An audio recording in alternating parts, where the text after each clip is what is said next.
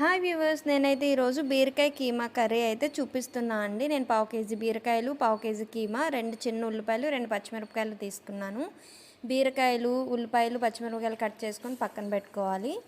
ఇప్పుడు ఒక చిన్న కుక్కర్ పెట్టుకొని స్టవ్ ఆన్ చేసుకొని చిన్న కుక్కర్ పెట్టుకొని తగినంత ఆయిల్ పోసుకోండి. దాంట్లో కొంచెం పసుపు, కొంచెం కరివేపాకు వేసి బాగా వేయిన తర్వాత కట్ చేసి పెట్టుకున్న ఉల్లిపాయ ముక్కలు కూడా వేసి బాగా కలుపుకొని మూత పెట్టుకోండి. 5 మినిట్స్ తర్వాత మూత తీసి చూస్తే బాగా ఎగిపోతాయి కదా. ఇప్పుడు దాంట్లో ఒక స్పూన్ అల్లం పేస్ట్ వేసి కలుపుకోండి. కలుపుకున్న తర్వాత ఒక 2 మినిట్స్ అలా మూత పెట్టేయండి. ఇప్పుడు మూత తీసిన తర్వాత దీంట్లో కీమా కూడా యాడ్ చేసేసుకోండి. కీమా యాడ్ చేసుకున్న తర్వాత 5 మినిట్స్ ఉంచితే మూత పెట్టేసి ఉంచితే వాటర్ అంతా దిగిపోతుంది కీమాలో. అప్పుడు దాంట్లో ఒక స్పూన్ కారం, కొంచెం గరం మసాలా పొడి, కొంచెం ధనియాల పొడి, కొంచెం ఉప్పు వేసేసుకొని కలుపుకొని మూత పెట్టుకోండి. ఇప్పుడు కీమా వాటర్ దిగిన తర్వాత ఒక చిన్న గ్లాస్ వాటర్ పోసుకొని కుక్కర్ పెట్టుకోండి. 2 విజిల్స్ వస్తే సరిపోతుంది. ప్రెజర్ పోయిన తర్వాత కుక్కర్ మూత తీస్తే కర్రీ అంతా దగ్గరికి అయిపోతుంది, కీమా కూడా ఉడికిపోతుంది.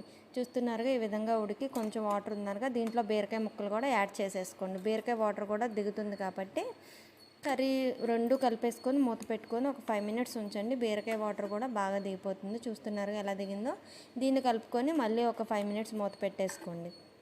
అలా మూత తీసి చూసిన తర్వాత దగ్గరగా అయిపోతుంది కదా. దీంట్లో కొంచెం ఇప్పుడు బాగా కలిపేసుకొని కడిగి పెట్టుకుని కొత్తిమీర కూడా కొంచెం వేసుకొని బాగా కలిపేసుకొని ఒక 10 మినిట్స్ ఉంచితే కర్రీ అయితే రెడీ అయిపోతుందండి. ఈ వీడియో కనుక నచ్చితే ప్లీజ్ లైక్ చేయండి, షేర్ చేయండి, సబ్స్క్రైబ్ చేయండి. చూస్తున్నారుగా, కర్రీ అయితే రెడీ అయిపోయింది.